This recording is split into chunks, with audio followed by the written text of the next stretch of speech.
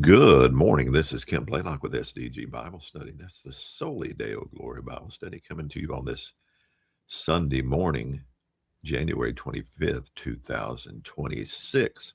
Hope everyone is doing well as we're in the middle of a winter storm here in the Carolinas and a lot of sleet and freezing mess last night, sleet accumulation this morning, but thankfully we have power.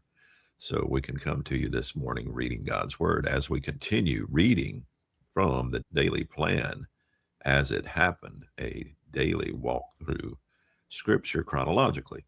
And then we'll move on to our reading from Daily Doctrine, a daily walk through systematic theology. We'll be in Genesis chapters 38, 39, and 40 this morning. So join me as we read God's Word together. Genesis chapter 38.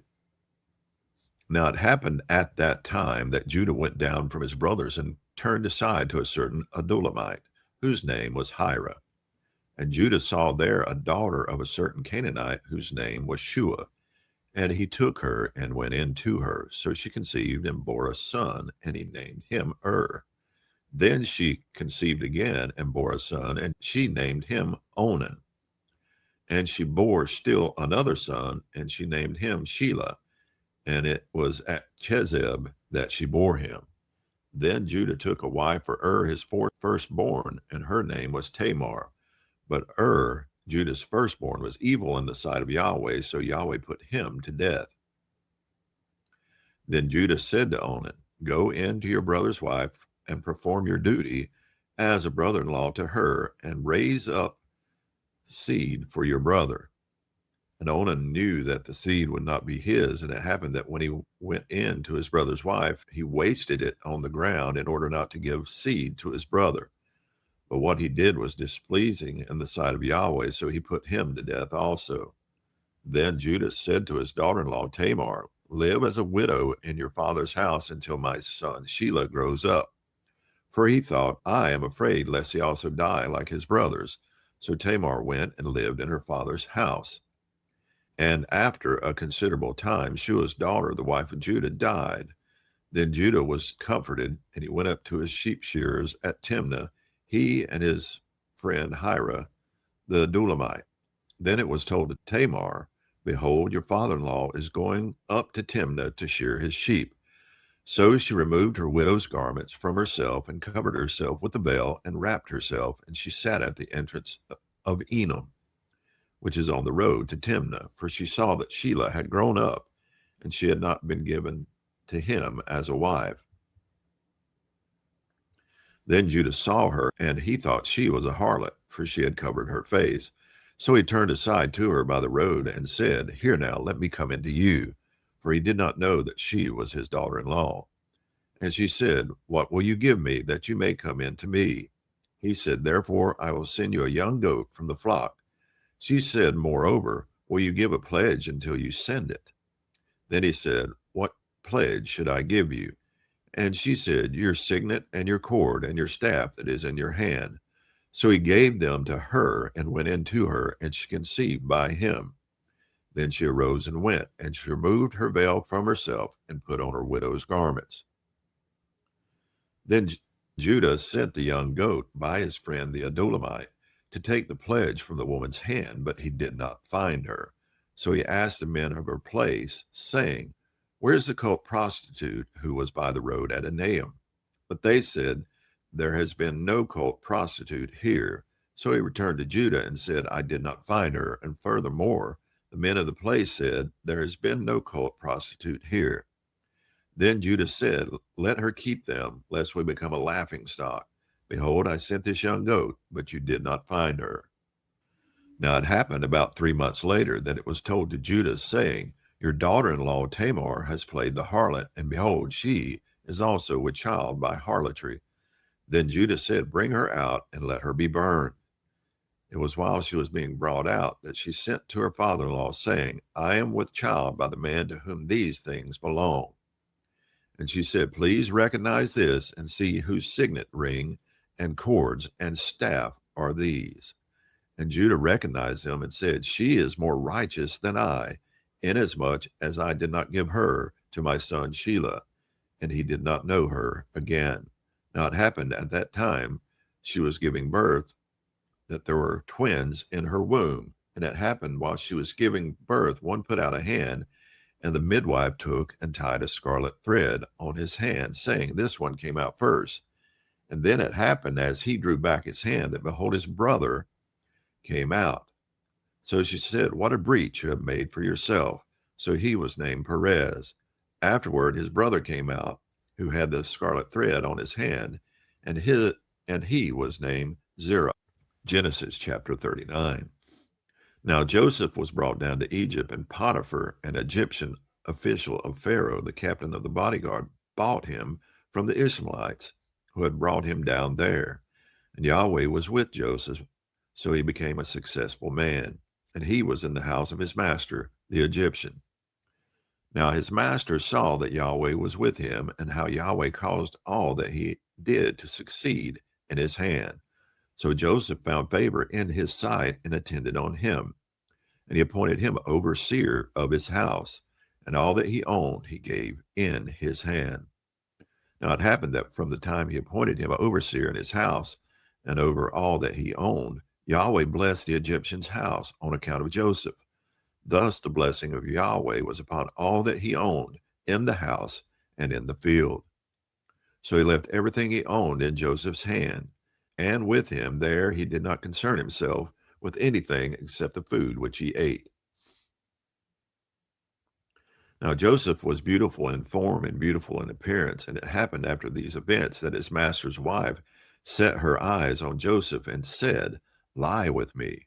But he refused and said to his master's wife, "Behold, with me here, my master does not concern himself with anything in the house, and he has given all that he owns into my hand.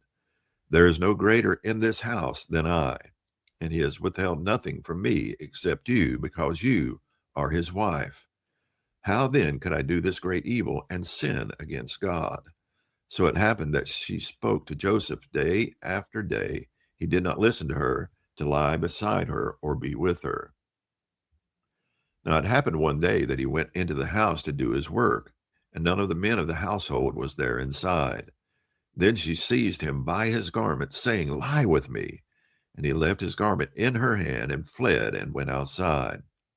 Now it happened when she saw that he had left his garment in her hand and had fled outside, that she called to the men of her household and spoke to them, saying, "See, he has brought in a Hebrew to us to laugh at us. He came in to me to lie with me, and I screamed. Now it happened that when he heard that I raised my voice and screamed, he left his garment beside me and fled and went outside." And she placed his garment beside her until his master came home. Then she spoke to him with these words, saying, "The Hebrew slave whom you brought to us came in to me to laugh at me.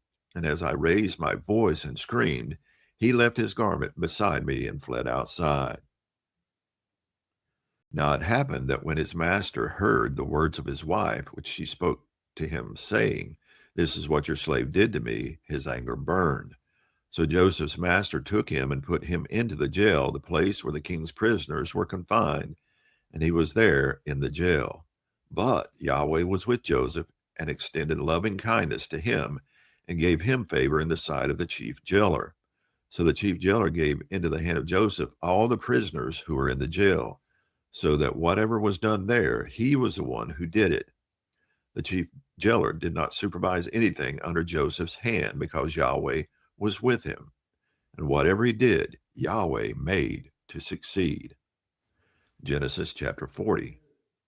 Now it happened that after these things, the cupbearer and the baker for the king of Egypt offended their lord, the king of Egypt. And Pharaoh was furious with his two officials, the chief cupbearer and the chief baker. So he put them in confinement in the house of the captain of the bodyguard, in the jail, the same place where Joseph was imprisoned. And the captain of the bodyguard appointed Joseph as overseer over them, and he attended to them, and they were in confinement for some time. Then the cupbearer and the baker for the king of Egypt, who were confined in jail, both had a dream the same night, each man with his own dream, and each dream with its own interpretation. Now Joseph came to them in the morning and saw them, and behold, they were dejected. So he asked Pharaoh's officials who were with him in confinement in his master's house, saying, "Why are your faces so sad today?" Then they said to him, "We have had a dream, and there is no one to interpret it." Then Joseph said to them, "Do not interpretations belong to God? Recount it to me, please." So the chief cupbearer recounted his dream to Joseph and said to him, "In my dream, behold, there was a vine in front of me, and on the vine were 3 branches. And as it was budding, its blossoms came out, and its clusters produced ripe grapes. Now Pharaoh's cup was in my hand, so I took the grapes and squeezed them into Pharaoh's cup, and I put the cup into Pharaoh's hand." Then Joseph said to him, "This is the interpretation of it. The 3 branches are 3 days. Within 3 more days, Pharaoh will lift up your head and restore you to your office, and you will put Pharaoh's cup into his hand according to your former custom when you were his cupbearer. Only remember me when it goes well with you, and please show me loving kindness by remembering me to Pharaoh and getting me out of this house. For I was in fact stolen from the land of the Hebrews, and even here I have done nothing that they should have put me into the pit." And the chief baker saw that he had interpreted favorably, so he said to Joseph, "I also saw in my dream, and behold, there were 3 baskets of white bread on my head, and in the top basket there were some of all sorts of baked food for Pharaoh, and the birds were eating them out of the basket on my head." Then Joseph answered and said, "This is its interpretation. The 3 baskets are 3 days. Within 3 more days, Pharaoh will lift up your head off of you and will hang you on a tree, and the birds will eat your flesh off of you." Thus it happened on the 3rd day, which was Pharaoh's birthday, that he made a feast for all his servants, and he lifted up the head of the chief cupbearer and the head of the chief baker among his servants. And he restored the chief cupbearer to his office, and he put the cup into Pharaoh's hand. But he hanged the chief baker just as Joseph had interpreted to them. Yet the chief cupbearer did not remember Joseph, but forgot him. That's going to conclude our reading from the biblical text. Now to move on to reading from Daily Doctrine. Day 25, the spirituality of God. One of the shortest definitions of God in the Bible is what Jesus gave to the Samaritan woman at the well. God is spirit. John chapter 4, verse 24. Most people understand the spirituality of God by thinking of spirit as the opposite of material. And that's certainly a part of what Jesus is getting at. God is a spiritual being rather than a material being. He has no form and cannot be seen. Deuteronomy chapter 4, verse 15. Isaiah 31, verse 3 says, "The Egyptians are man and not God, and their horses are flesh and not spirit." To be God is to be spirit instead of flesh. Proper worship of God, therefore, is a matter of the spirit rather than determined by physical location, as the Samaritan woman and most of her contemporaries thought. The spirituality of God is another way of speaking of the immateriality of God. But it's more than that. God is not just a spirit or spiritual. God is spirit itself. Spirit, absolutely. There is a reason that 1 Timothy chapter 1, verse 17 puts eternal, immortal, and invisible together as attributes of the one God. That God cannot be seen suggests that he is also free from the limitations of time and space. He has immortality and eternity because he alone has absolute spirituality. God is a most pure spirit, the Westminster Confession of Faith. If we only think of God's spirituality as his non-physicality, we are liable to misunderstand the doctrine. William Shedd argues that 2 predicates are fundamentally important in comprehending the idea of God as spirit: substantiality and personality. By substantiality, we mean that God is an essence or a substance. This is a crucial point because it means that God is not a mere idea or construction of the mind.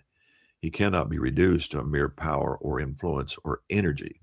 God is not a property or quality. He is ens, Latin from the verb esse, to be. As a spiritual substance, God does not occupy space, but he is still a real being. In fact, as independent and uncaused in his existence, God is being in the most absolute sense. By personality, we mean that God is a personal being. In talking about the personality of the one true God, we are talking about two characteristics in particular: his self-consciousness and his self-determination. If self-consciousness sounds too abstract, think of God as self-knowing and self-contemplating. God is a personal being in that he is a knowing subject and an object to be known.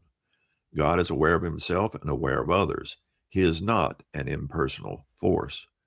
Self-determination is easier to understand. It means that God has agency. His decisions are freely chosen and self-directed.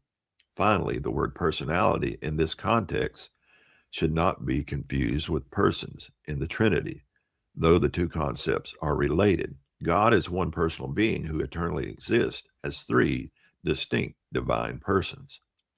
There is a single consciousness in God and a single self-determined will, but there are nevertheless three substances within the Godhead.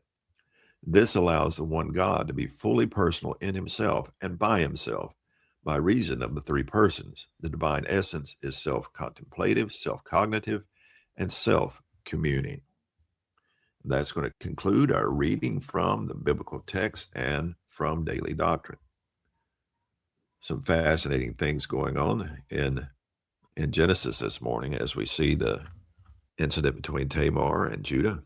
Judah not being faithful in giving his youngest son to Tamar for a husband so that she can have children by him, and Tamar's deception is playing the harlot by the road. Fascinating text. Remember, this is a narrative, not necessarily something that we go about and do, but it's just really speaking to the heart of man and the choices they make. And then we get introduced to Joseph's life now that he's now in Egypt, and first in Potiphar's house, and how he was treated so unjustly and thrown into prison.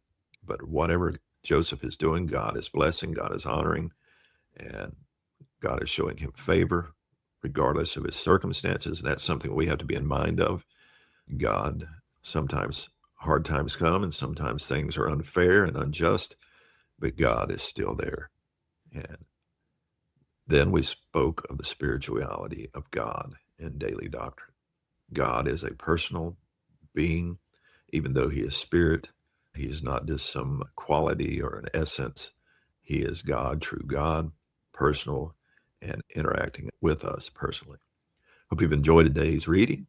Hope you will stay safe as it's a messy day here in most of the country. I think it was a 2,000-mile swath of winter storm that has hit us, and it's still continuing. So stay safe. I hope you stay warm and your power stays on. Be blessed. Soli Deo Gloria.